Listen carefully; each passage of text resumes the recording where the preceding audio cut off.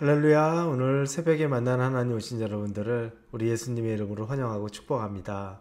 함께 기도하겠습니다. 하나님, 좋은 아침을 맞이합니다. 하나님이 주시는 날이기에 오늘 아침에 또 우리가 힘을 얻고 새 하루를 기대하는 마음으로 시작합니다. 하나님, 사탄이 우리의 마음에 틈을 타지 못하게 하시고 오직 우리의 마음에는 하나님의 마음만이 충만하게 하여 주옵소서. 세상에 부족한 것들이 있고 또 우리가 연약하지만 하나님이 부족한 것이 없고 하나님이 강력하기에 우리는 소망이 있습니다. 오직 하나님 안에서 힘을 얻고 이 세상을 살아갈 능력 얻도록 인도하여 주옵소서. 예수님의 이름으로 기도합니다. 아멘. 우리에게 주시는 하나님의 말씀은 사무엘상 22장입니다. 사무엘상 22장 16절에서 19절까지의 말씀 같이 나누겠습니다. 사무엘상 22장 16절에서 19절입니다. 왕이 이르되 아히멜레가 내가 반드시 죽을 것이요 너와 내 아비의 온 집도 그러하리라 하고 왕이 좌우의 호위병에게 이르되 돌아가서 여호와의 제사장들을 죽이라. 그들도 다윗과 합력하였고 또 그들이 다윗이 도망한 것을 알고도 내게 알리지 아니하였음이니라. 하나 왕의 신하들이 손을 들어 여호와의 제사장들을 죽이기를 싫어한지라. 왕이 도액에게 이르되 너는 돌아가서 제사장들을 죽이라 하매 에돔 사람 도액이 돌아가서 제사장들을 쳐서 그날의 세마포 에봇 입은 자 85명을 죽였고 제사장들의 성읍 노부의 남녀와 아이들과 젖먹는 자들과 소와 나귀와 양을 칼로 쳤더라. 사람은 참 죄에 약합니다. 그리고 우리가 사람 인정이 많고 또 사람이 참 따뜻한 것 같지만 사람만큼 또 잔인한 것 없습니다. 그 기준을 보면 하나님 안에 우리가 머물러 있을 때 우리는 따뜻해지고 또 우리는 사랑도 베풀 수 있습니다. 그러나 하나님을 떠난 사람은 정말 무서운 사람이 되는 것도 순식간입니다. 사울왕의 이야기가 나오는데 오늘 사울의 모습이 인간이 얼마나 또 잔인해질 수 있는지에 대해서 볼 수 있는 내용입니다.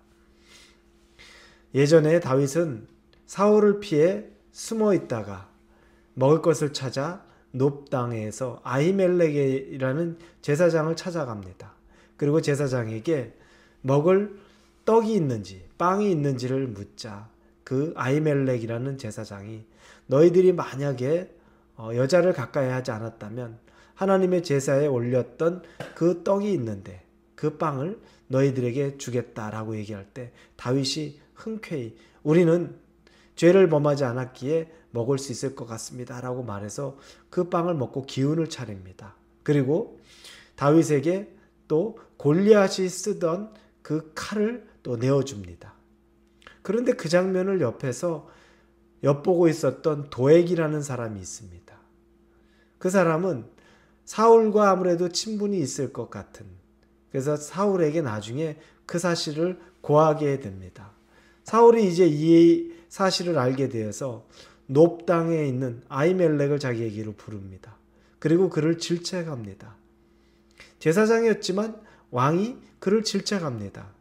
네가 어찌하여 다윗을 돕느라고 다윗을 왕으로 세우기 위해서 그와 같은 일을 했느냐라고 질책하는데 그때 아히멜렉이 말합니다. 왕이시여, 다윗은 당신의 사위 아닙니까? 그리고 당신이 군대 장관 아닙니까? 그리고 수많은 전공을 또 얻었지 않습니까? 저는 다른 뜻에 있어서 그런 게 아닙니다. 다윗의 모반을 도우려고 역적 노릇하는 걸 제가 서포트하려고 했던 게 아니라 저는 그냥 있는 그대로 다윗이 당신의 사위이고 그리고 군대 장관으로 혁혁한 공을 세우고 옳은 일, 선한 일을 했기에 제가 할 수 있는 일을 했던 것 뿐입니다. 다른 그 어떤 이유도 없습니다. 그러니 우리 가정에 해가 가지 않도록 해 주십시오라고 이야기합니다. 사울이 화가 납니다. 받아들이고 싶지 않습니다. 그래서 사람들에게 저기 있는 저 아히멜렉 죽여라 라고 사울이 명령을 합니다. 그런데 그 신하들이 하나님이 두려워서 그 일을 하지 못합니다. 오늘 본문에 보니까 17절의 뒷부분에 왕의 신하들이 손을 들어 여호와의 제사장들 죽이기를 싫어한지라 나옵니다. 못하는 겁니다. 하나님이 세운 하나님의 제사장을 자기가 죽이고 손에 피를 묻히는 일은 절대 하고 싶지 않은 겁니다. 주저하고 왕이 명령하는데도 따르지 않습니다. 이쯤 되면 사울은 무슨 생각을 해야 될까요? 아니, 저들이 이 명령을 하지 못하는 거 보니까, 따르지 않는 거 보니까 자기에게 반항하는 거잖아요. 그러면 이건 뭔가 조금 찝찝하다라고 생각을 해야 됩니다. 그런데 사울은 그 신하들을 질책하거나 그 신하들을 죽이기보다 오히려 도액이라는 사람, 자기에게 이 다윗이 아히멜렉에게서 떡도 얻었고 골리앗의 칼도 얻었던 그 사실을 고했던 도액에게 명령을 합니다. 네가 다시 가서 그들을 죽이도록 해라. 이 도액은 오늘 본문에 보면 에돔 사람이라고 나옵니다. 이방인입니다. 이방인 도액은 전혀 개의치 않고 사울이 명한 대로 가서 그 높당에 있는 아히멜렉을 비롯한 제사장 85명을 죽입니다. 여러분, 끔찍하죠? 여호와의 세운 종들인 제사장 85명을 이 도액이 그냥 죽입니다. 근데 그는 그렇게 할 수 있는 게 이방인입니다. 이스라엘 사람은 왕의 신하들이어도 그 말을 못 따라합니다. 하나님이 두려워서. 그런데 사울을 보십시오. 이방인을 통해서 하나님이 세운 제사장을 죽이기까지 합니다. 얼마나 여러분 사람이 죄악에 망가지고 하나님 무서운 줄 모르면 이렇게 되겠습니까?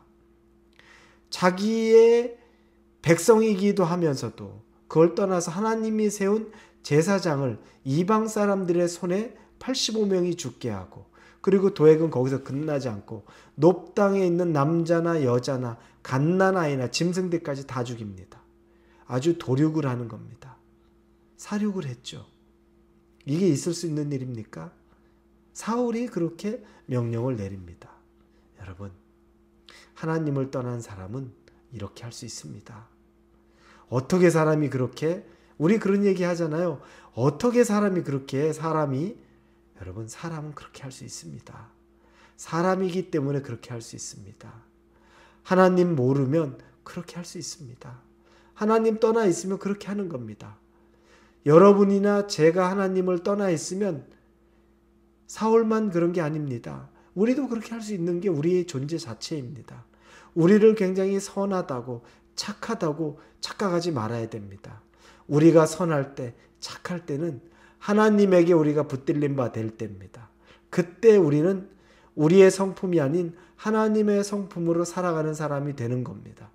그러나 하나님하고 좀 떨어져 있으면 우리에게서 나오는 것은 마귀의 것만 나오는 것이고, 사람이 할 수 없을 정도로 지독한 이 죄악을 아무렇지도 않게 하는 겁니다.